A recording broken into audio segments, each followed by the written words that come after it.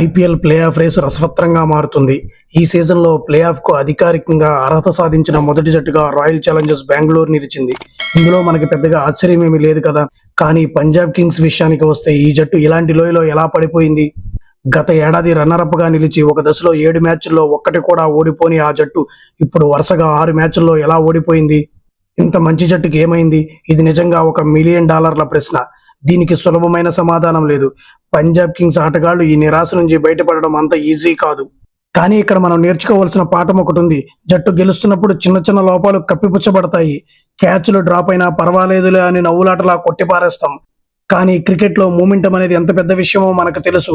ఏ దశలోనైనా మీరు ఎక్సలరేటర్ మీద కాలు తీసినా, తప్పులను నిర్లక్ష్యం చేసినా, మీ దగ్గర ఎన్ని మ్యాచ్ల ఊపు ఉన్నా సరే పరిస్థితులు కేవలం 1 లేదా 2 మ్యాచ్ల్లోనే పూర్తిగా తారుమారు అవుతాయి.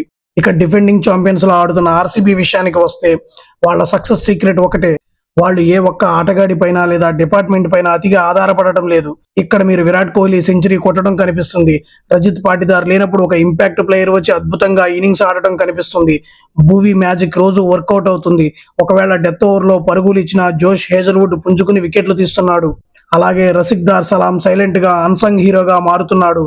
కృణాల్ పాండ్యా అటు బ్యాట్ తోనూ ఇటు బౌలింగ్ తోనూ 2 విభాగాల్లో సత్తా చాటుతున్నాడు. ఇక కెప్టెన్సీలో రజిత్ పాటిదార్ తన దూకుని చూపిస్తున్నాడు. మొత్తం మీద చూసుకుంటే ఈ జట్టు తమ బేసిక్స్ కట్టుబడి పక్కా ప్లాన్ తో ఆడుతుంది. వాళ్ళ ఇంటెన్సిటీ ఏమాత్రం తగ్గలేదు. అందుకే అపోజిషన్ టీమ్స్ ను బెంబేలెత్తిస్తూ పాయింట్స్ టేబుల్ ను శాసిస్తున్నారు. మరి మీరేమనుకుంటున్నారు? ఆర్సీబీ ఈసారి కప్పు కొడుతుందా? పంజాబ్ కింగ్స్ తిరిగి పుంజుకుంటుందా? మీ అభిప్రాయాన్ని కింద కామెంట్స్ లో చెప్పండి.